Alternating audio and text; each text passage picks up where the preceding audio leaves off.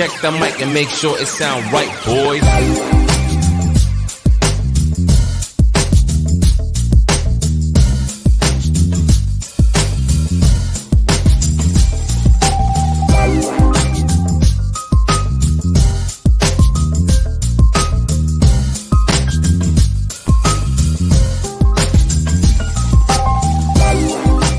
Welcome back to another episode of the Chad Smith Podcast. My name is Chad Smith, and today is Tuesday, October 4th, 2022. I'm joined, as always, by my two co-hosts from Southern California, Sonny Conway and Spooky Morales. Good morning, boys. Hey, what's up, guys? How's it going, man? Don't waste another second on me and Sonny. Let's go straight to the meat and potatoes of this show, man. Right. Don't be leaving them backstage no more time than we need to. Ladies and gentlemen, for the second time on the podcast, Carl the Crusher. We fam now. How's it going, dude? It's going good. Welcome. Thanks for having me back. Absolutely, yeah. Thanks for agreeing to come back to this crazy show that we got going on here. It's fun. We can actually talk about what we want and just enjoy it. And it's a good morning show too. For me, it's fun. Yeah, man. Oh, thank you, brother. Good time to brew some good coffee. Got the Carl the Crusher mug. Oh, yeah. I should have got mine. I'm getting ready to relaunch some new merch. Tupacabra helped me design some cool stuff, and then I'm going to be re-pushing out my website with merch and have a bunch of new cool stuff coming on. That's a smart collaboration, man. Tupacabra, brilliant artist. Yeah, and I want to do it. A lot of people don't know this, but Chris Bartell, the guy from who's a good friend of mine, former security guy from Skinwalker Ranch, he's a really good graphic designer too.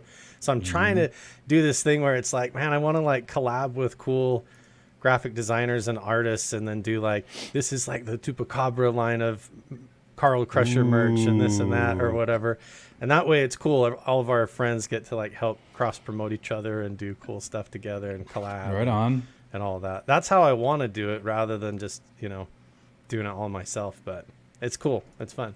Yeah, you're in good hands with Tupacabra, that's for sure. Yeah. Yeah, he's awesome. He's come back with some cool stuff. I'm just getting ready to redo my website so I can have somewhere to put it. But anyway, big spin-off because of your coffee mug there, Chad. Yeah, absolutely. Dude, the one question I wanted to get out of the way, I was going to ask you when we were backstage, but I was like, oh, yeah, we got to wait for the podcast to start. It's pretty off topic from everything else. So the RC car stuff, are you still doing that kind of stuff? Because I saw the banner of your friend's company back there, and I remembered that they do some metal work for you.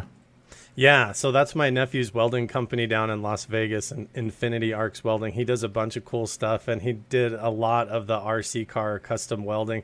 I need to get back into it, but what I did was I started getting so into the research and documenting everything up at Mount Wilson Ranch and really focusing my main YouTube channel in that direction that it's hard to break up the story with what's going on. And this is the reality of it. I go up to Mount Wilson or to the Magic Mesa, and I'll work there for maybe 48 hours.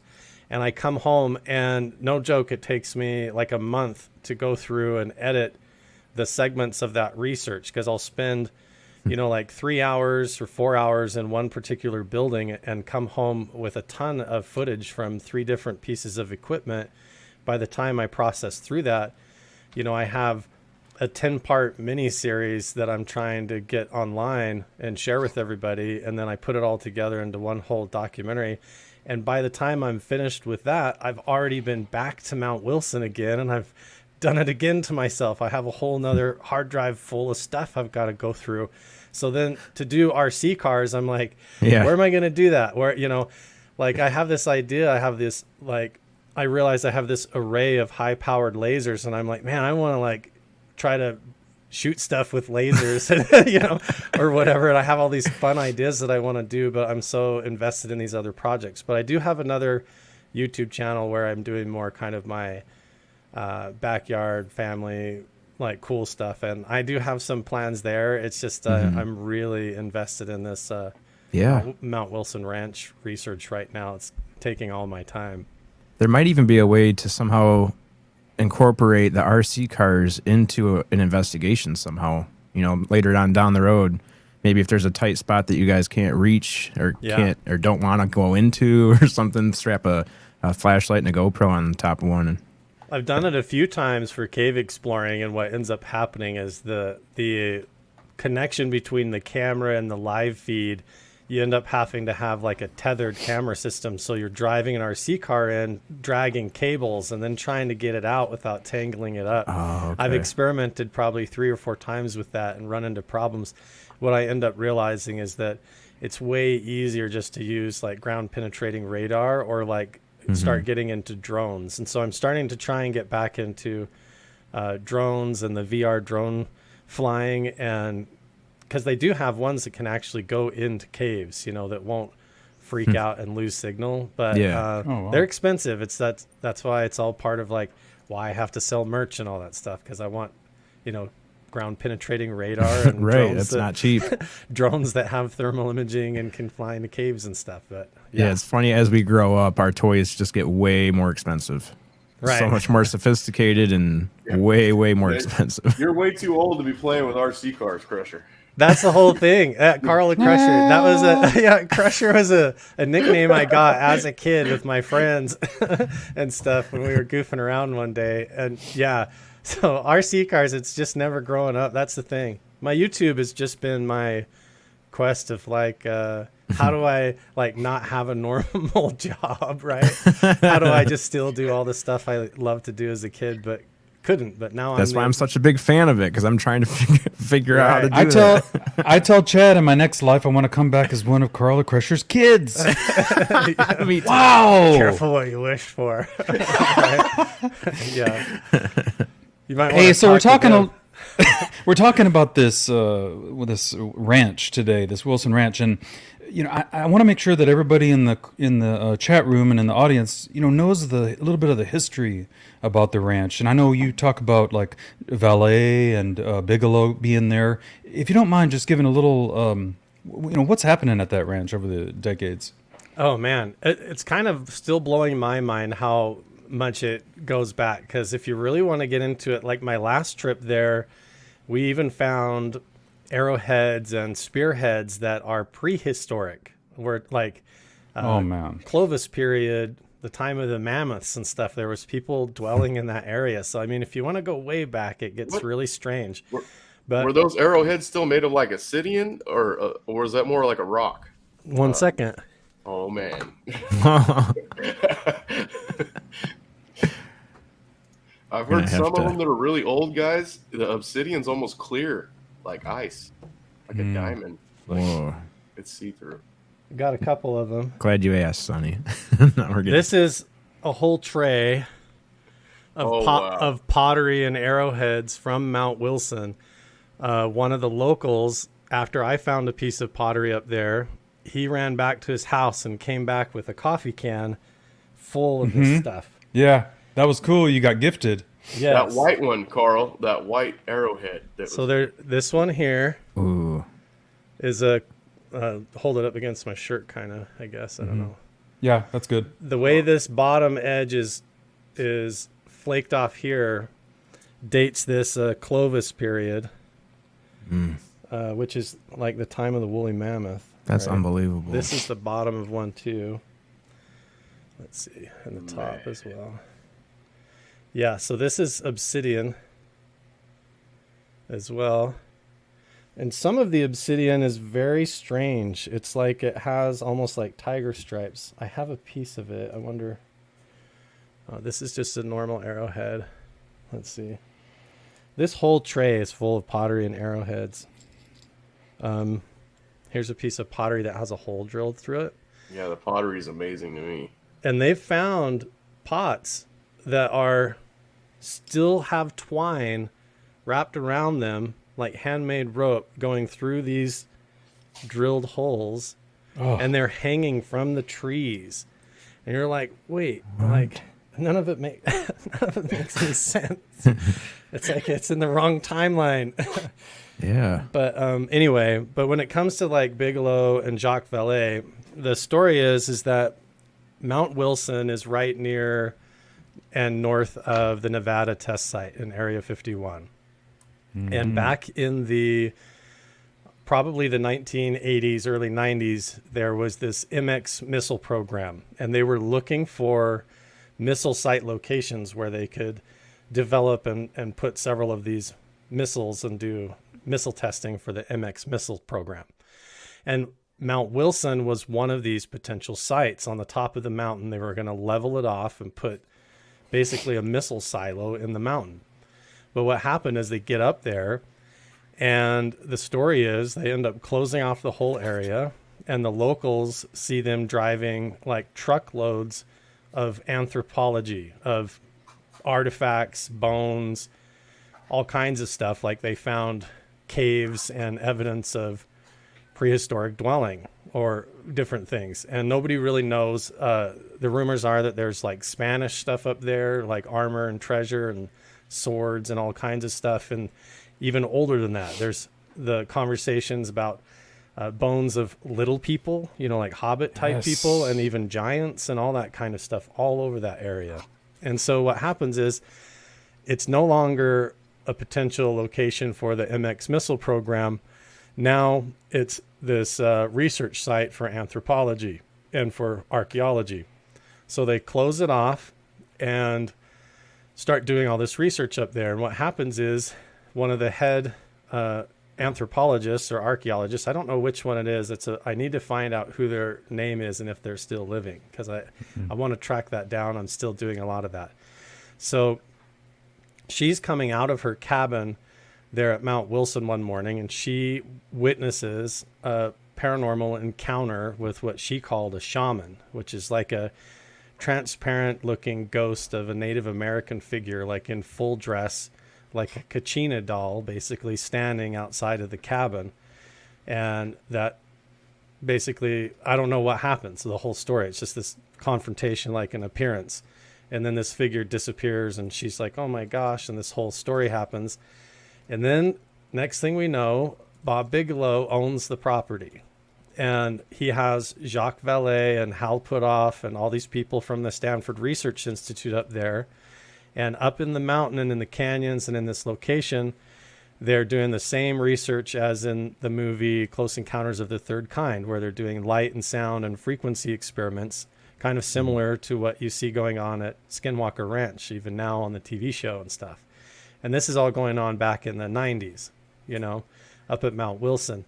And there's journals written by Jacques Vallée where he writes about the time when they're there at the saloon with Hal Puthoff and Bob Bigelow and all this, how Bob Bigelow, he told the current owner of the ranch that he has seen the shaman in one of the rooms at night when he woke up, and this apparition was standing next to his bed.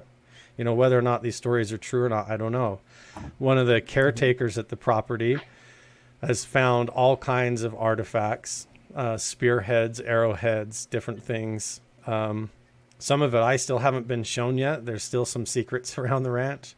But yeah, basically, they're in his journals. Jacques Vallée talks about how they were at the saloon at Mount Wilson doing research when Bob Bigelow starts talking about this property in northeastern Utah that has a lot of UFO sightings and paranormal stuff, and that ends up being Skinwalker Ranch. And so Mount Wilson Ranch was being researched heavily right near Area 51 because of all of this, right before Skinwalker Ranch became a thing. And then simultaneously, they were both researched, but Mount Wilson was completely kept secret. And then fast forward years later, my friend Jeff has a really successful window tinting company, and he ends up, you know, buying this ranch from Bob Bigelow and hearing all these stories, and then even having an encounter with one of the Rockefellers there, and a lot of interesting stuff happened.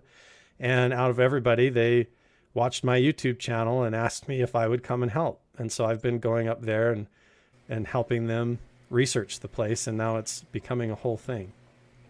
So hopefully that's a good summary. Yeah, very to bring good. everybody up to speed. Yeah. Yeah, Carl, was there a reason? Did you find out that they kept Mount Wilson secret from, like, while they were doing the research on Skinwalker? Like, why would they keep the Mount Wilson Ranch a secret when it's like a much smaller area?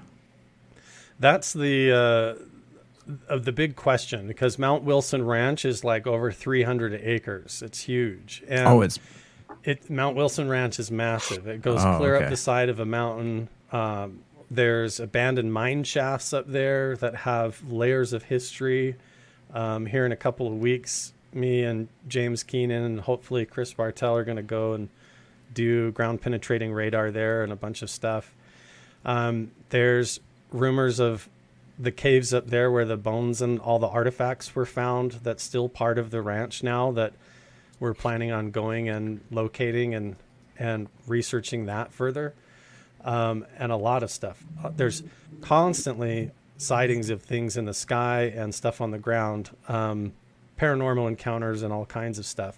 But why it was kept a secret is a huge question, and why, Bigelow has moved on. He continues, he'll have, this is kind of the pattern. It's like they research a place and then he'll move on to another one, and kind of like lily pads hop from one project to another, and the research has kind of evolved. And so you kind of wonder if that's just a way to move the funding around or to hide the funding and the research. I don't know, but that's all part of the question is like, what were they really doing or not? And, yeah.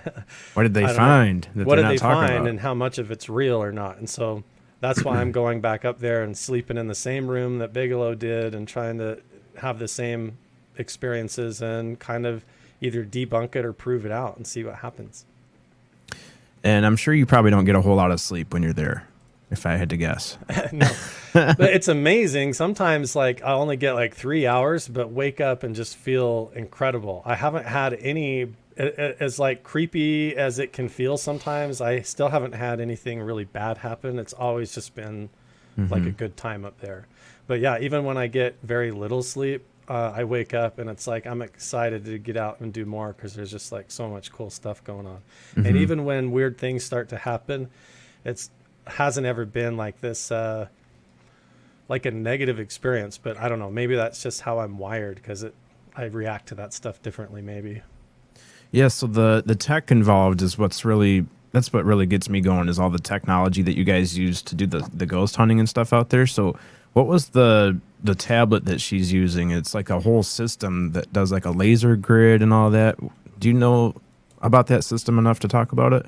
I don't know a whole lot, and she sent me the link where she got it, and I went back to the website. I was going to even put it in the last couple of videos so people could go find it, and I just couldn't find it. Either it was the wrong website, but I still need to track that down.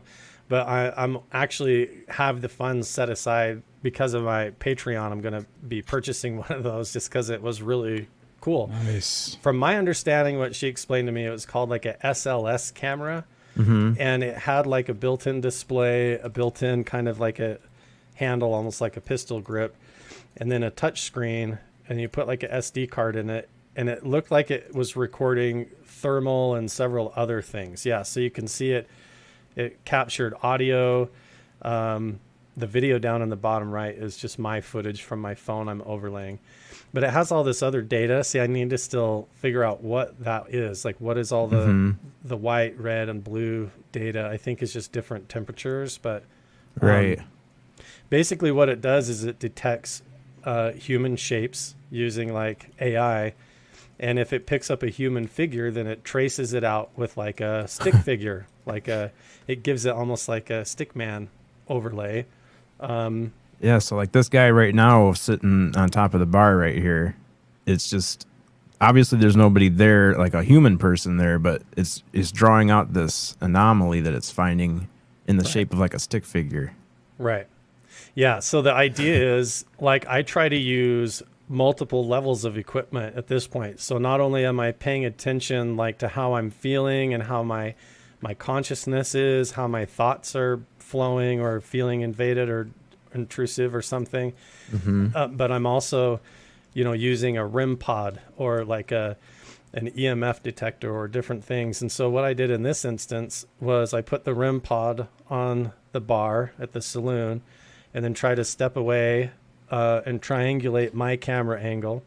And then she's standing over there with the SLS, and it starts picking up there's somebody standing at the bar or even on top of the bar.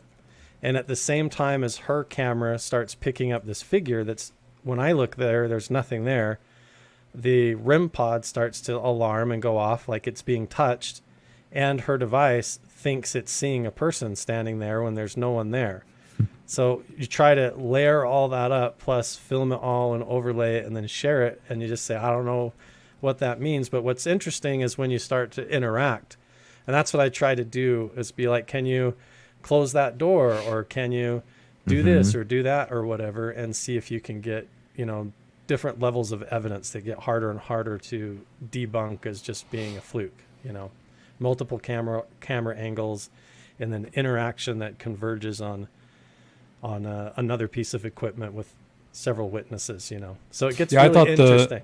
I thought the multiple camera angles really added a lot to the video. That was awesome. Oh, thanks, man. Yeah, and I was also wondering too about the, we see those anomaly animations, and we describe it as if the spirit is dancing. But I was wondering if that might just be energies going in many different directions. You know what I mean? The way it picks up energy altogether.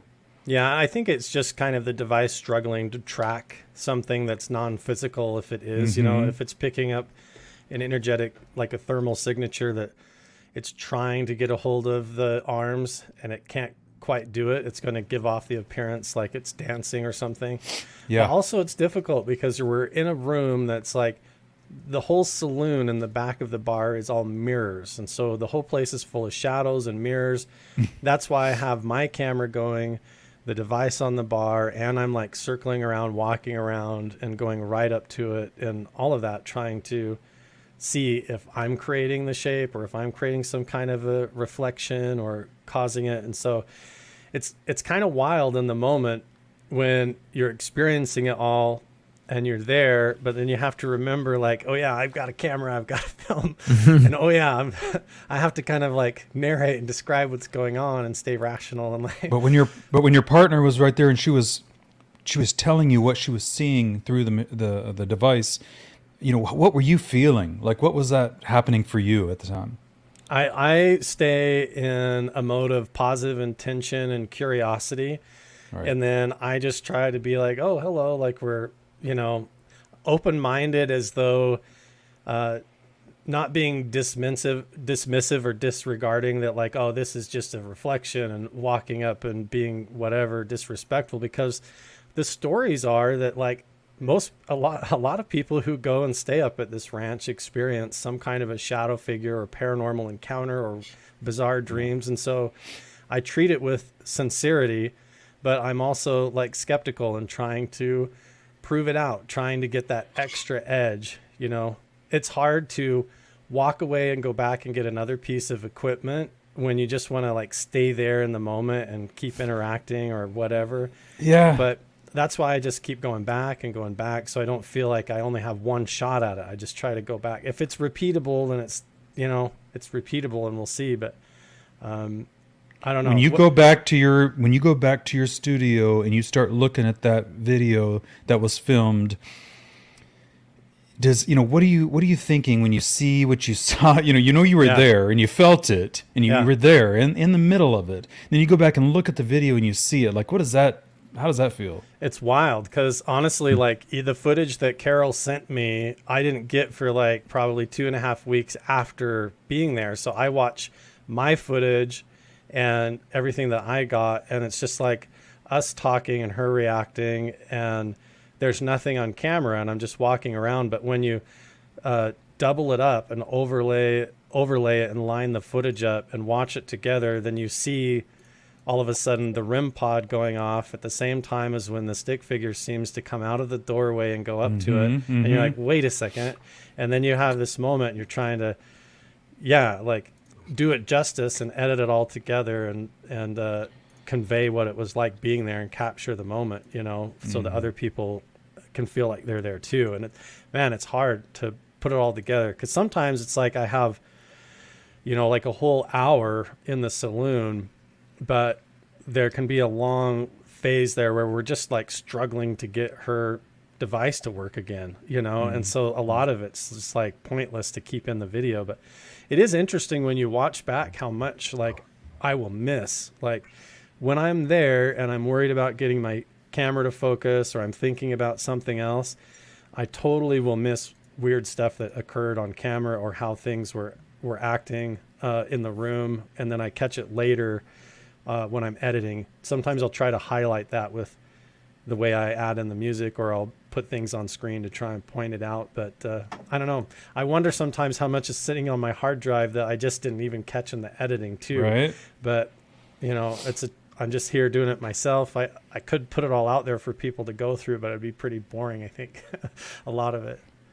I noticed that I have that problem too. Like when I'm out filming, or I'm supposed to be filming, like a camping trip or a 4-wheeling trip or something like that, I always forget that I'm supposed to be doing that also.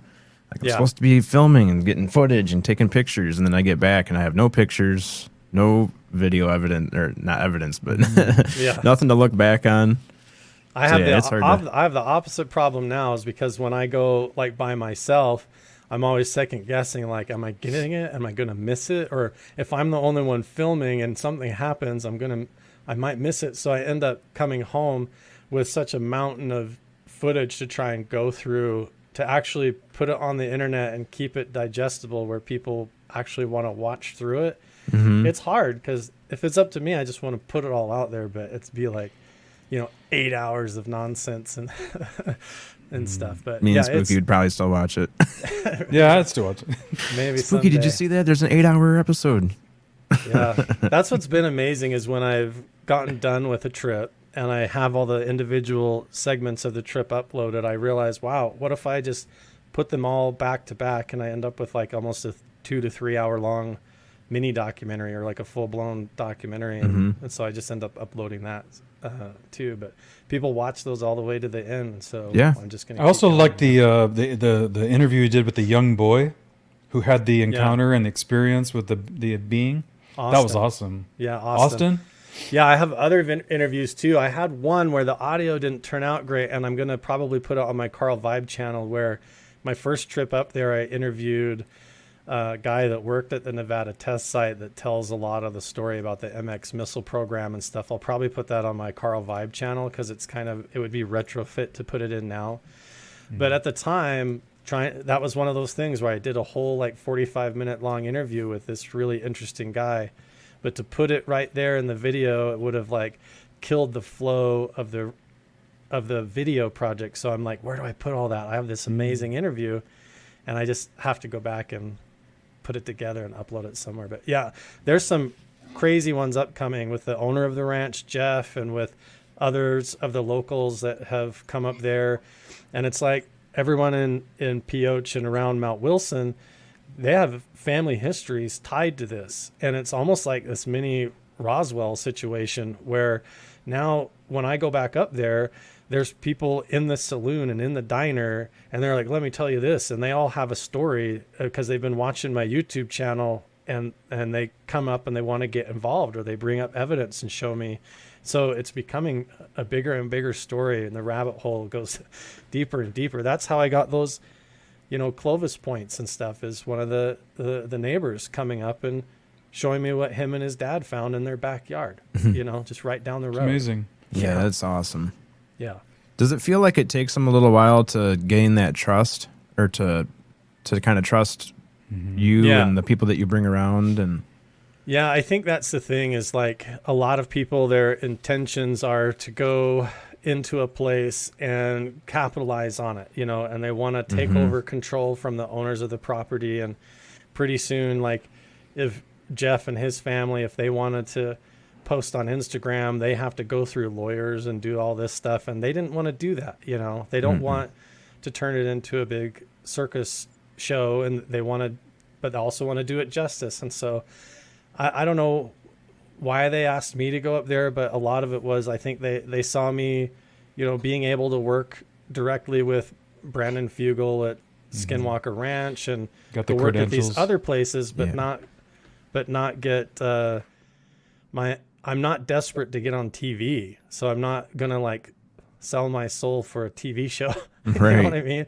I'm not gonna just try to take over some place to build my YouTube channel up or something, because I'm already doing okay. I'm just trying to find the truth, in a good way. So I don't know. Somehow that kind of rings through, and No, I think it definitely does. You can tell that you're doing things out of respect, and you're very respectful of the property and the things that you come across when you're there. I saw that with petroglyphs. You know, I'm sure there's a lot of people that would be a lot more, like you said. There's trash on the ground sometimes, which is unbelievable. I can't believe people make it all the way out there and still leave a bottle of water on the ground. Oh yeah. I'll go clear out there in these remote areas where there's like ancient dwelling sites, and like 20 feet away, there's like a TV that's been shotgunned up, and there's just garbage all over the ground. And I try to like stuff as much of it as I can in my backpack and carry it out. But it's like, it's crazy. Or there's subdivisions getting built up just right over the hill where these amazing ancient sites are that people have no clue about and don't even care about anymore. But I don't know what you do. I'm trying to tell the story and trying to document it. I do get criticism, you know, and I'll get feedback, and that has led me to accept a lot of that feedback and criticism. When I'm wrong about petroglyphs or when I get something historically wrong, I'm totally open to people correcting me, and a lot of people have. They'll reach out and correct me. But what's cool about it is now I'm surrounded with a team of awesome people. You know, like I have a whole group of like indigenous people that work with me, email me and communicate with me, Native American people that help me translate and look at the petroglyphs and understand their meaning and clue me into it and warn me and tell me to be careful about certain things and all kinds of stuff. And so I work with all different levels of it now, trying to respond to that feedback from all different angles. And it can be challenging, but in the end, I'm trying to do what's right for Jeff. He's the owner of the property, and, you know, just having my loyalties be where they're supposed to be, but also my integrity just be tied to the truth before anything else. I'm sure that's hard too. Just like you're trying to get people interested and involved. And like you said, people are setting up, you know, Dollar Generals in these neighborhoods right by these ancient sites. And it's like you're trying to get people involved and interested and teach people the history so that they can get more involved. But you also want to protect it and not get the wrong people involved. So yeah. I can see how there'd be like a fine line there where you're trying to balance getting people involved and teaching about these things and then protecting them also. Yeah, you get the wrong people there and they can start acting really territorial, or they get really agenda-based.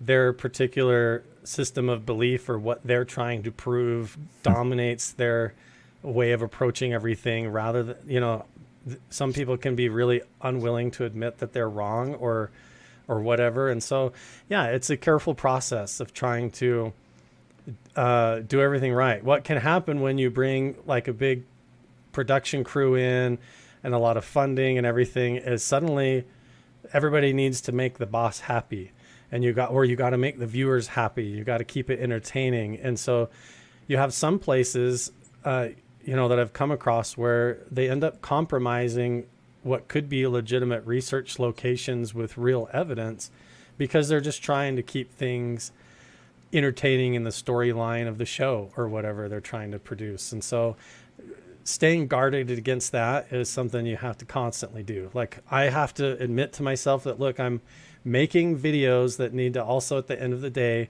be intriguing and curious and entertaining, that keep people hooked. But I'm not fishing either. I'm not playing games either. I also am trying to tell the truth, and I'm trying to capture real evidence, and walking that tightrope can be really challenging. And so in the moment, I just almost forget I'm even carrying a camera, and I just try to be there. And then afterwards I think, okay, now how am I going to take what happened and tell it to other people in a way that does it justice and isn't boring as hell to watch, you know? Right. And so then I just juggling all of that. And you'll get criticism any which way you go. You're never going to make everybody happy, right. But so far so good. Yeah, just like the big networks know, I'm sure like Discovery Channel and History Channel and all those guys know that you can't make every episode super entertaining and like drawing people in unless you add a little bit of something extra in there. And that's why I like watching your stuff, because I know that you're not adding anything extra in there. So everything in the episode is genuine. And, you know, it might go a little while before something happens, but when something does happen, you know that it's legit and that Carl's not faking it. So, like, I actually referred to one of your videos.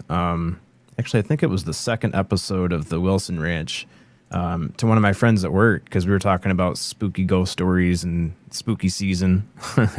And I was like, well, you want to see a legit video? This one, I just saw a guy dancing on a bar, and there's no way that you can fake that. I mean, this was like a technology that I even noticed that even when it was trying to map you, it was having a kind of struggling a little bit just to map you, and you're like a real person with your arms out. Right. So that just kind of showed me even more that it was even more sensitive. Like, it has to really pick something up. Something really has to be there for it to pick something up, because it's even having a hard time struggling to map somebody that's standing there in front of it. Yeah, I'm excited to get my hands on my own version of that device, and see if I can test it out and play with it, like in the dark and with mirrors and in the room and different things, even around my house, to try and see if I can recreate like secondary figures that seem like they don't belong and stuff. But if I can refine that down to where I can tell what I'm doing with that, to where it's hard to understand what was making that shape, or even continue to get interactive responses with those stick figures, that's where it gets interesting. When you say, hey, can you come back out and touch the device again? And then it's like, it shows up. It's like, okay. Like, yeah. I don't know how to explain that. Right. But yeah, that one part where the REM pod's going crazy and you're just like, well, I would ask you to touch the REM pod, but you're already doing so much that I don't know what to do. I don't know what to ask you to do right now.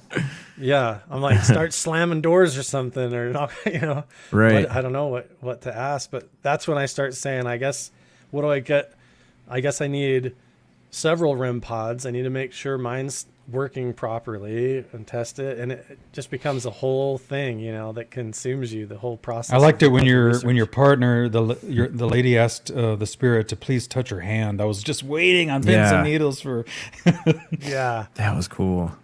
Yeah, it looked like it was right on the bar there. And so the whole time I'm like, is she just like filming her own reflection in the mirror? And so I walk up there and I'm like, no. And then it moves down and the REM pod goes, wah, and I'm like, well, I don't know what's going on. Yeah. There must be just lots and lots of waves of goosebumps when you're there. Yeah. I'd be getting goosebumps constantly. Yeah, interesting ones too. Sometimes... down in the bunkhouse when Adam and I were there, the first night that I was there, we went walking down. People have reported that they see a guy with his dog down there, who's like disappears or is transparent, like sitting on the porch. They'll hear, like when you're trying to go to bed down there or sleep, they hear people talking outside, like they're calling for the stagecoach, and they'll hear like horses and a stagecoach pull up. And it used to be where the old mining community there would meet up to get on the stagecoach to go into town, into Pioche. So it's like all that used to happen, and people talk about like almost paranormal stuff occurring down there. But when Adam and I were down there walking through, he totally felt like he was walking through almost like a cobwebs of energy. And he walked around the corner, and when I went through the same spot, I could have sworn that somebody was running up behind me and going to grab me in the back or shove me in the back. And then the feeling just like passed through my body, and I turned around and there's just nothing there. And that stuff happens. And you're like, man, I don't know if I just jump scared myself or what was that. But it really, I thought somebody was coming up to go and like scare me as a joke, but there was nothing there. And that was in the room with the mattresses stacked up? Yeah, why there? I don't know. Why not up where Bigelow says he... I don't know. I wasn't expecting it there. We're just walking through the room. What does that feel like? Does it feel like wind moving, or does it just feel like an energy coming up behind you? Or in the moment, I thought it was Adam. I thought it was him, a real person. I thought... Because in the full video clip, I go in the room. There's like mirrors on the closet door, and then there's mattresses in the corner. And Adam is ahead of me, and he walks around there, and he's like by the foot of the bed. And then for some reason, I turn around and I go back through the room. I have this kind of technique. I call it the Columbo. There used to be this TV show where this private detective, he would go investigate people. And then right after he would try to interview them, he would leave the room, and then he'd wait like 10 seconds, and then he'd come right back in real quick. And a lot of the times he would catch them trying to hide evidence and stuff. And he'd be like, aha, I gotcha. Yeah. So what I'll do is when I get a weird feeling, I'll just turn around and double back real quick to see if I just walked away from something happening behind me. So whenever I feel that, I'll go back and circle back through the room. So I was doing that, and I circled back around, and then I thought, okay, I'm going to go catch up with Adam. So I go back into the room, and I'm just coming around the corner. And what I experienced was I thought that he was playing a joke on me, and that he had come out from behind those mattresses and ran up behind me and was going to shove me in the back or go blah and jump scare me, like, and scare me. So I felt somebody running up behind me, and I heard the plastic on the mattresses go whoosh, and like something was running up to me. Whoa. And then I felt something go through my body like a I don't know, like a jolt of energy go woof and rush through my whole body from back to front. Man. And felt like something was pushing me in the back, but then went through my back. And so I went, ooh, and I turned around. Whoa. And there's just like nothing there. And then Adam comes out of the bathroom from the other side, from the other direction. He's like, tell me you felt that too. I was like, yeah. He's like, right there, right? And I was like, yeah. Yeah, that was a so crazy I don't know. moment. I thought it was him. Yeah. But I don't know. And then trying to process it, like, well, then what was that? You know, I just try to keep filming and try to capture all that confusion. Man. Yeah. And for anybody listening, we're talking about the most recent uploads of the Mount Wilson Ranch. Let me see if I can. Oh, how about this? I was going to ask about the seance. I mean, I don't want to show too much of it because it goes on a little bit, but I just wondered, you know, you saw and felt some things during the seance, and I just wondered if you could give me a little bit more of what maybe I didn't catch in the video. Yeah, so that was a tough one because that went on for a while. That was one of those situations where trying to go back through the footage and then getting footage from Carol and the other equipment and then trying to go through it was a real challenge. But the seance was something that these ladies that were up there, that's such a weird story too. Mm-hmm. See, these ladies had just been up at a convention up in Salt Lake City, and it was like an afterlife studies convention, and Bob Bigelow just happened to be there talking about his thing where he's having people try to win the contest for the near death or afterlife studies project that he has going on or whatever. So anyway, these ladies actually met and talked to Bigelow, and then he told them to go to Mount Wilson because they were like, we're spiritualists and mystics, and we do, you know, we try to talk to dead spirits or whatever, and so we want to do this afterlife project. And Bigelow says, well, if you want to do that, go to Mount Wilson. So they go to Mount Wilson, and the owner of the property is Jeff. He calls me and is like, hey, there's these ladies here, and they want to do a seance, and they say that Bigelow sent them here. So I'm like, I'll be there tomorrow. So I drove up. I've never been in a seance before or anything. So I meet them and make friends with them, and they agree to let me like film it, you know, and go through the whole thing. And so the challenge was like when we start to have stuff happen, how to not buzzkill the whole seance with my filming and walking around the room like a buffoon, but also capture it, you know? And so there's these long periods where I have the camera running and I'm basically like sitting outside the circle of the seance, but I'm like meditating deeply because it's the only way my ADHD will survive. Because I'm like, I got to walk around. What's going on? What's that? Yeah. You know? And so I'm just sitting there meditating, and to the point to where when stuff is happening, like there's even a spot where one of the lights in the room starts glowing on its own. And then this weird triangular shape appears on the wall to the right. And I'm just like zoned out, and everybody's talking about it, and everybody's looking around, and then Adam's like, Carl, and right as he says my name, it's like, I like come back and I'm like, oh yeah, I'm filming, and then like grab my camera and try to film it. There's some weird stuff that happens, but a lot of it was just like tapping and knocking. Like there was something going around the room, knocking on the wall or knocking on a chair, but I don't know. It was pretty interesting.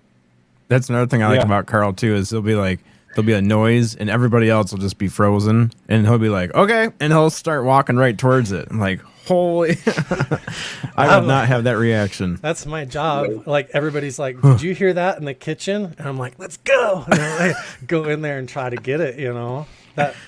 That scene from Ghostbusters, in the first Ghostbusters movie, when they go in the library at the very beginning, when they're in the library and they're walking down there and they see that real ghost for the first time, that woman, and then she goes, psh, like, I would love so much to catch something like that real, like on camera with a couple of pieces of device. Like, why not? Like, it would be so amazing to be the one that gets something like that. Like, I don't know. I'm trying. I think you're getting close, man. Trying. Yeah. Definitely, with that guy dancing up on the bar, that was very impressive. I'm like, whoa, there's somebody up there. Did we already show that? Yeah, I think so. The okay. Green guy dancing. Yeah, that was absolutely fascinating. And it was even trippier when she was saying, go back in the hallway, go back in that. She saw him back there, and I was, you just were like going closer and closer, and you were just like waiting to see, right? That was tough because that room, I was like, I don't even know what's in there, And from my perspective, you can see it. We have the one light above the pool table over there on, just so that I can film, and that's it. But in that corner, and her device kept turning off randomly. So that's what it looks like in the real world. It's just like a dark room like that, full of shadows. And so back past the REM pod there is a door that's like cracked open. And this figure kept coming in and out of that door and going up to the bar, like some former bartender still doing his job. Yeah. Yeah. I don't know. I kind of felt like he was playing with you, though, because when you walked through the doorway, that's when he showed back up again. It was kind of like every time you'd get near him, he'd kind of like walk away. Yeah. And then like I go in there, and so he'd go out. Like by the REM pod, and then I come out with you. Yeah, and there's even a weird moment where you see him by the bar, and then as I walk up to the REM pod, it almost looks like he flies up above the door and then goes into the doorway. It's so weird. Man, so this is an instance where this is Carl right here in the blue, but then over here you'll see there he is right there. Yeah, so that's the doorway back there. That is so crazy. Yeah, that green area is a door. So they see how he like flies up and disappears. Yep. So weird. Man. Then there's something else detected over on the right side too.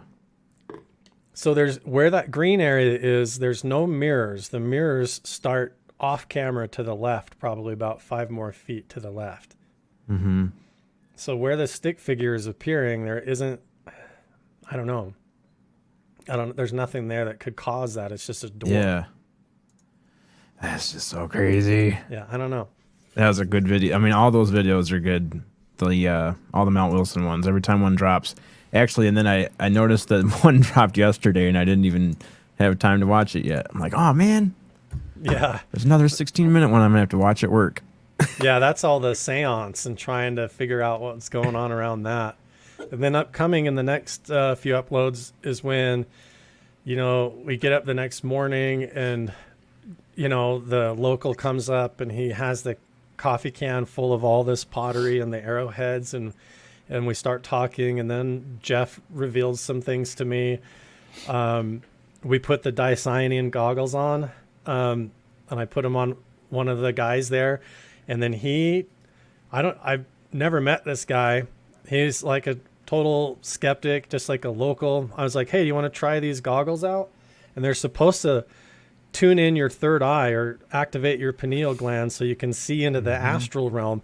And this guy starts walking up the mountain like a homing pigeon. And he's like, you got, come this way. And Jeff's like, oh, he's going to where the shaman sighting happened. And we start going up the trail, following this guy. And this is when we start finding arrowhead flakes. I find a piece of pottery, and we wind up at the same spot where the shaman appeared to the anthropologist years ago. And this guy kept going and was headed up to where the caves are supposed to be, clear up on the mountain. And finally, he comes back with the goggles off. He's like, I had to take those off. He's like, but we got to go up there. There's something still up there. I don't know what. Yeah, dude. I got all that on camera. It's still coming. Okay, so that really brings us to... I don't even know this guy. I don't even know this guy. I don't think we talk enough about the area. Yeah, that we're talking. I mean, this is the reason why all this stuff is happening. Why you're seeing all this stuff, all these phenomena, different forms of it. Could you just tell everybody, like, where is this area where you're working the most? And I'm hoping that Chad pretty soon will show up the one of your most recent videos of when you went out on the side by sides. Yeah, it's and pulled went up to look right at. now. Oh, thanks, man.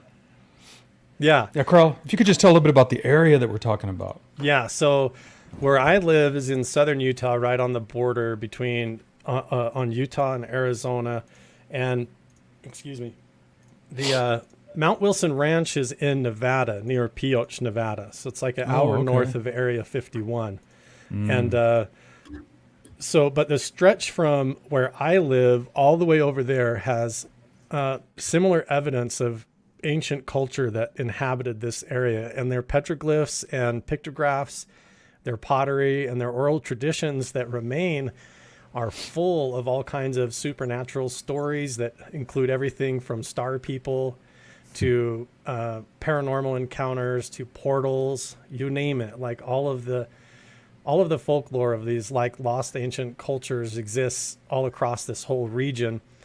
And yeah, this Mount Wilson Ranch is over in Pioche, Nevada, near Area 51, and it's heavily researched, but there's pockets all over the place. This particular video is when this company invited me, and they're like, hey, we know where some petroglyphs are that you can't get to unless you can off-road to them. And they own this company, Ready to Ride. Their website's readytorides.com.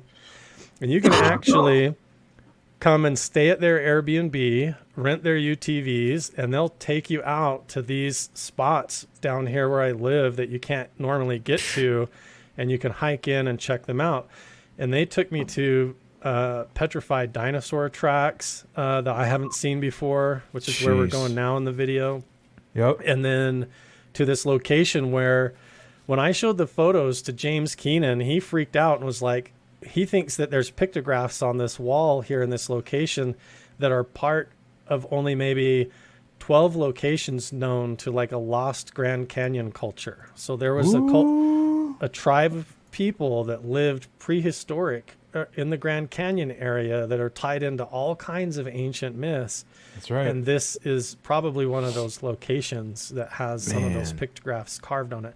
But they don't talk about that, and they act like when you get there, like the pictographs are, maybe 400, 500 years old. But when you show them to people that know better, they're like, no way. Those are way older, and there's layers and layers of them on top of each other on the same wall. But yeah. Oh, it was brilliant, especially the area that it was cut out in the stone and the rock. And then it looked like almost like it was meant to be. It was almost like it was meant to be this big collage of just history for us to learn from. So cool. Yeah. Why and there and everything. It would have been like such an amazing place to live and survive up in this canyon, but still just like amazingly treacherous when you think about it, living there. Yeah. Like such a cool place, but you see levels and levels. So like all of the white colored chalk drawings could belong to part of like a lost culture, and how they're drawn is so interesting. You have the three figures holding hands. That one in the middle is almost like upside down, like Coco Apelli, like the flute player, supposed to be like a depiction of God using music to form the universe, Wow.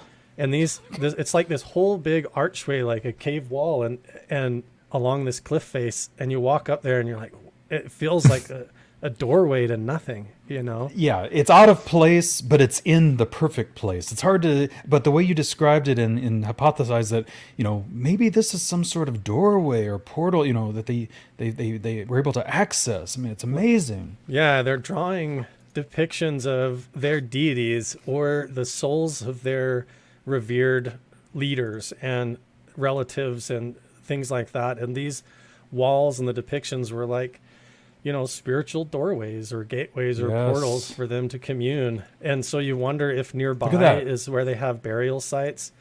Yeah. So you have, it's just nuts. You have the 12 heads across the top, and then you have all these different figures. And then the red paint is drawn over top of the white paint, almost like adornment. It's so interesting. Wow. Yeah. Some of these are just so, like that one right there with the lines. There's just so many questions I have, like with the 2 lines on top and then the 4 boxes. That's the top of, see, that's one of those things where I got home and I was watching the footage back and I was so tuned in and focusing on just the red pigment that you... I was about to say the same thing. It's so compelling when you see those red eyes. They intentionally wanted you to see the red eyes. Yeah, that's what I thought too, man. But Spooky, those are earrings. Yeah, they're earrings. So what's crazy, there might be a shot up closer here in a second of that, but you've got the little red figure and it looks like he's like almost in a cave or something and there's a symbol next to him.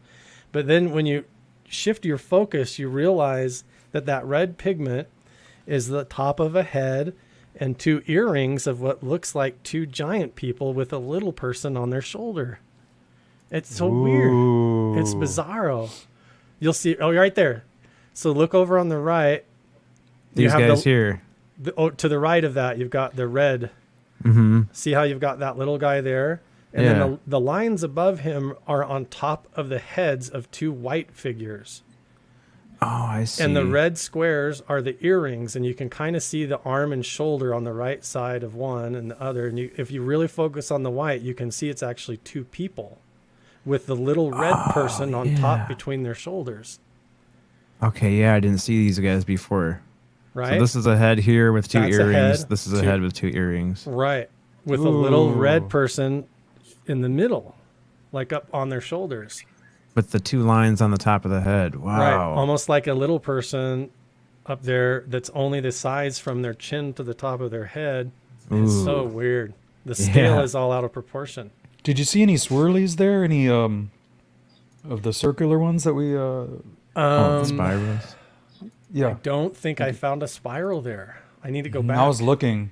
Yeah, I don't think I found a spiral. Just lots of figurines, lots of people and depictions of like dogs and antelope and things. Mm-hmm. This is one of the more, I hate to say it, more like human daily life depictions that I've ever seen. Most of them, like these ones and the ones right behind my house, are the closest ones to just depicting daily life. And most of them are not that. Most of them are very strange. They don't even look human. Mm-hmm. Did you hear him, Spooky? The ones behind my house. Yeah, a little bragging there. That's okay. Little advertisement for the up-and-coming Airbnb. Well, technically, those are the ones in front of my house. The ones in the video are behind my house. The other way, yeah. If you want to get technical. Right. Yeah, what's going on with this Airbnb, man? I'm saving my pennies. Well, my son moved back in with me, so that's on pause. Oh, okay. Right. But still, yeah, things might open up to where coming and hanging out at Mount Wilson or the Airbnb with ready to rides or whatever, that would be the way to go. Mm-hmm. Come and hook up with those guys with Chelsea and Carrie. Yeah. Oh, what an awesome family! The little boy was so into the dinosaurs. That was cool. The whole family was into it. Honestly, when we were just riding up there and stuff and talking with the headsets on, a lot of it I didn't film, but we were talking about Skinwalker Ranch and the whole mystery and consciousness and meditation. They're into all of that. Yeah. So it's a really cool experience. And honestly, if you come and hang out with them and rent a UTV to go out, they'll let me know. And if I'm available, I'm like, I'll go, because then I get a free ride and get a free video out of it too, right? Yeah, that sounds like better than going to pretty much anywhere. It'd be worth it, man. It's such a cool But area. If I was at your house and I brought a UTV 4-seater, That would work too. Could we still get? Okay. That would work too. Gotta get it street And legal.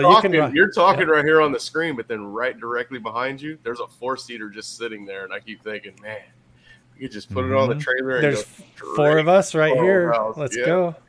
Boom. All right, I'll call into work right now. Let me see. You want to do a sick day or a personal day? What do you want to do? You better call into work for a week. It's gonna be a while, huh? There you go. That would do it. Yeah. Oh man, see, I got places to see I still haven't seen yet, man. So let's go. I think we need to build a Carl the Crusher cruiser. Oh, If we go with Carl, my role that I want to play is allowing him to just go and not have to worry about doing the camera. I would just like to do the camera work for him so he can just do his thing and, explore, and we can be right there to capture it all without him being limited with what he can do, there's a camera mount on the front of this one. We won't even have to touch it. It's like it's made for us. Right. Yeah, that would be awesome. Yeah, it'd be cool. Yeah, it would be fun, anytime man. anybody wants to come and run along or whatever, if it lines up, that would be so cool. Akashi Chris go. says, "Save the neck for me, Carl," as I pull up in an RV full of YouTubers. Yeah. That would be fun. I will say this. There may come a time where like Mount Wilson Ranch is a plausible location where what Jeff is trying to do and what I'm trying to do is to do the right thing towards the property and the research, but also not treat it like it's going to ruin people's lives and be some hostile thing where everybody's going to take hitchhikers home and everything, because we are proving all that out. And what would be awesome was just to have it be open source to where people could actually go stay up there, up in the bunkhouses and hang out in the saloon, not only have a fun time and a good vacation, but really research a legitimate place that has been researched for a long time, where there's actual stuff going on. And we're not trying to turn it into some kind of a Disneyland. It would be like by approval only, but that would be the idea, is to have it be an open source place where people can come and see for themselves, That'd be and great. have it not be tied up in tours and a whole show and a bunch of stuff like that. You just go and sign the waiver and stay the night and good luck kind of thing. That saloon is so cool, man. And transports you back in time. I want to go in there and have a couple cold ones. Me too. Dude, the That'd be fun. history, and you get out there, and that's what blows my mind, is that you go, how far back does this go? Because the stories go, I mean, one day we're talking about Jacques Vallée up there doing... Whoa. That was weird. Everybody Yeah, here. it was Very weird, dude. You guys didn't click those? Shut off and came back on. I didn't do Nobody anything. touched anything? No, Spooky disappeared on my end, and then You and Spooky both left. It was just me and Carl, and then you guys came back one at a time. That happens to me a lot. It does? Yeah. Yeah, I just posted on Twitter a clip where I was on the Sean Astin podcast, and he asked me about the hitchhiker effect. And as I was talking about how paranormal things have followed me home, his entire feed went like all blurry and blank for probably 30 seconds, and then nobody was could weird. hear or see him. Hey, Chad, you got the goosies? Yeah, because I knew it wasn't Jamie. You can see if anybody's backstage. That was weird. Let's see. It's spooky season. It was literally like somebody just went in here and went, remove, because you disappeared one at a time, and then you came back one at a time. It starts causing I just say it. It's like it creates weird ripples, like quantum entanglement. You start talking about this stuff, and it's like everybody's consciousness switches to a different frequency off the default mode, and then you start manifesting changes in reality. So I don't know. But I start talking about and proposing the idea. Everybody starts visualizing this future gathering at Mount Wilson, and it's almost like we Mandela effect reality, and we start to shift things differently or something. One thing we haven't touched on today, and I know we're getting, that time of the show. Where are we at with the Mesa, the Magic Mesa? Still going on. I'm ongoing texting back and forth with the family that kind of helps manage the property and stuff. Like I said, Luke moved back in with me, and we just started, I helped him start a side business, a window tending company with Jeff's help from Mount Wilson Ranch. Oh, it's like that was Luke. It's whole family thing. Yeah. So that's me awesome. And my son doing that. Yeah. So we've been like redoing the garage, starting a business, doing all that, and then trying to get back up here and do that. But yeah, what's happened at the Magic Mesa is a lot of flash flooding. The whole valley down in the area below, a lot of it washed out with like a mud flow. And so what I need to do is get back out there. It sucks, but at the same time, it also churns up new artifacts. So whenever there's monsoons or rainstorms, you go out there and you might find a cave opening, you might find pottery or burial or who knows what that gets uncovered. And every time you go back there, things are new, So I need to go back there, and there's plans when James and Chris come, what is it, October 4th? So they're coming on the 12th. They're going to be here, and we're going to go do a bunch of stuff at Magic Mesa. We're going to Mount Wilson Ranch. We might be going to the pictograph spot we just watched on video here. Oh, sweet. Going to the ones in front of and behind my house. And there's I don't even know how much I can talk about this. There's a location that was previously researched by Brandon Fugel that we're not done with, that nobody knows about. There's a cave that has stuff in it that has already been validated. What? That when it got involved in a bunch of scandals involving the Mormon church, the cave was blown up. Ooh, yeah. What? Now we're talking. The cave was blown up and hidden. Yeah, it does involve the Templars, giants, artifacts, and giant bones. No and way. Stuff. But yeah, it's a weird one. But I'll just say that much. But we're gonna go to this spot that's been looked at before that has been abandoned, and this is all, yeah, with cameras. My camera for sure. Yeah, and then there's other future projects coming up in December that I can't talk about that are huge projects. Awesome, dude. Well, that is exciting. And there's also land up near Skinwalker Ranch, hundreds of acres southwest near 9 Mile Canyon that has never been explored. And the property owner there, we've had to delay, but I need to get back up there and research that place too. So that's all coming too. That's awesome, man. So there's just no shortage of things to do out there. I can't even keep up. Yeah, that's awesome, man. You know what? One of my favorite parts about Carl's videos on his YouTube is when I get to see my name on there. Yeah, yeah, dude. I'm usually not like that. I'm not looking for any of that type of attention. But at the end of Carl's videos, when it says Patreon members, Akashi Chris, Oracles and Beyond, the Chad Smith Podcast, and Spooky Morales, and I'm like, oh yeah. I'm telling you, if I pull a giant skull out of a cave, you guys on my Patreon are going to be the first ones to see it. Yes. I'm joking.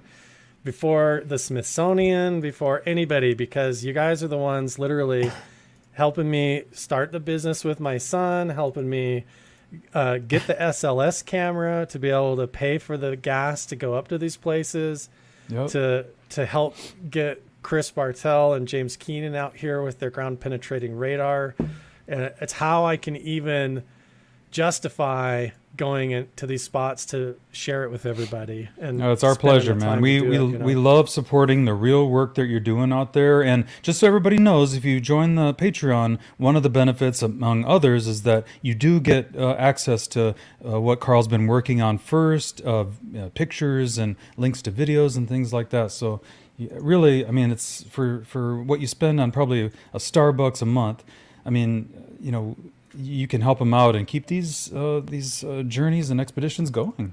And I take those, research ideas and equipment requests and feedback and everything directly from my Patreon before anything else. So when my inner circle on there, when they're like, hey, we want to see you fly a drone up the Magic Mesa. In the back of my mind, that haunts me until I go do that for you guys. Cause I'm like, you guys, that's what you guys want to see and what you're on that inner circle for. And so if if something's driving you crazy, like, why doesn't he do this? Why doesn't he do that? And I'm just missing it or haven't got to it yet.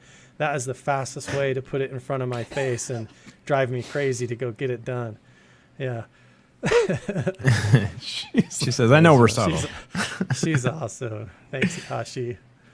Yeah. I love my inner circle. You guys are all awesome. Thank you, brother. Well, thanks, man. Yeah, we definitely get the most out. I mean, I've been on different Patreons before, and yours definitely is filled with the most amount of information and benefits. So thank you so much. Appreciate it. Yeah, we'll try to keep them coming. Awesome. Well, Spooky, Sonny, if you guys don't have anything else, I guess we have to say bye to Carl for now. Carl, thank you so much, man. Again. You bet. It's my pleasure. Thank you so much, dude, and we'll have you back. Will do. Thanks. All right, see you, buddy. Carl. That was awesome. I knew you were going to say it. Yes. As soon as I hit the button. That was awesome. I'm glad I didn't miss it this time. Yeah, dude, I'm Right. so glad you were here this time. Oh, boy, we got Jamie backstage. That was so weird, though, when I knew she wasn't back there and you guys disappeared. That was weird. I swear I had nothing to do with that. It was wild. Whoa! We don't Bigfoot. have a backstage. Well, hi, Jamie. Oh, yeah, you're at home. I forgot you're at home. So I can actually be back here. So I thought I would show my face before. Did you like that show? It was fantastic. I loved it. I want to watch Carl more. He sounds great, but I must do my ceremony as I do at the end of the episode. All right, thank you. My button, so just while I'm here because I can. Yeah. I just want to remind everyone that 2:00 today, me and Bree are going to be telling you all about our Bigfoot hunting experience and telling. Whoa. Yes. So be around at 2. Okay. Okay. All right. Okay. 2 your time. Have a good We rest. love of you your more. Love you more. Yeah, it sounds like Jamie and Bree actually had some crazy times out there in the woods. They saw Bigfoot. Oh, and Even if they didn't see Bigfoot, imagine Jamie and Bree out in the woods together. That's enough. What a I riot. don't know if they did. We'll be getting sightings of Bigfoot testing and dirty trail. Yep. All right, guys. Well, thank you so much. This was fun. Spooky. We're definitely going to have to figure out a Carl the Crusher weekend. Sonny, you too. You got to bring the. I don't know how you're going to bring the camper and the side by side at the same time, but you might have to get a toy hauler. Yeah, that's on Deanna's list. It's on the shopping list. That's next. Yep. Toy hauler's next. We have a fifth wheel. It's got to go. We got to get a toy hauler. The toy hauler, a camper, and hanging out with Carl for a whole week. That'd be a great Toy time. hauler is the camper. It's Oh yeah, that's right. yeah. All right. Well, thanks everybody. This was fun. Make sure to check out Bobby's Cryptid Corner today at 2. Today is Tuesday. Over on That One Time I Was Abducted by Aliens. You can go. Actually, hang out today is Bree and Jamie talking about their Bigfoot expedition. Oh, so it's not tomorrow. Cryptid Is Bobby Cryptid Corner? Ah, It's on a Wednesday this week. Okay, got a little It's confused okay. there. It's okay. How about Sorry. Cassie? Do we got any readings tonight? Man, I'm not We up do. on my. It's Tuesday. I don't have all my stuff. It's okay. It's Hold okay. We up. got Paranormal Highway today. Do we got a little bit of that? I think we have Paranormal Highway. Yes. Man, I just don't have anything pulled up right now. But We please also make got- sure to support everybody that supports us, guys. We also got some work to do for the Odd House Network, guys. Got to shoot our intro video. Oh yeah. Oh. When are we gonna do that? I don't know. We better do it soon. Ben and Joe are gonna come hunting us down. So that's I'm coming up surprised. too, guys. Odd House is going to be. Yeah, we're still in the works, guys. Still working on Odd House, but it's coming together. And how about smut stuff? We did change. We did a brand change. We went from Smutcast to Smut Stuff. And you can check that out every Thursday over here on the Chad Smith podcast. That's where we just pull up some not safe for work TikToks and news articles and it's a little bit more laid back of a show. Well, a lot more laid back of a show. So check us out on Thursdays. And what's Enzo putting in the chat? Send your Smutcast videos, Smut Stuff videos to the Chad Smith Enzo, podcast look what your life has come to. on TikTok. Yeah, 20 years in the military, and here we are putting up Smutcast. We thank you for your TikTok. service. Thank you so much, Enzo. Appreciate it, man. Yeah, if you guys find anything funny on our boy Joe Roach, we love you, man. We hope you're getting better, man. Yeah, Roach. Definitely You can cool hear to us. have you back in the Love you. community again, man. And thanks for hanging out with us on Chop Shop. Yeah, check out Chop Shop today, this Friday. And oh yeah, Sonny's got some. Man, Can't I be get to sharing go- that news yet. Yeah, I can. I get to go talk to. Well, I guess not. We got a pretty big name guest coming up on the show, so keep an eye out on Paranormal Chop Shop on Facebook because got some cool stuff in the works over there. We do, guys. All right, Let's get off here and get to it. all right. Thanks everybody, and we'll Thank see you, everybody. Love you. Thank you so much. We'll see you next time on Thursday.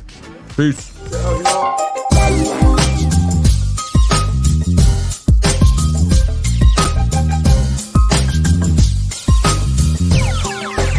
It sound right, boys.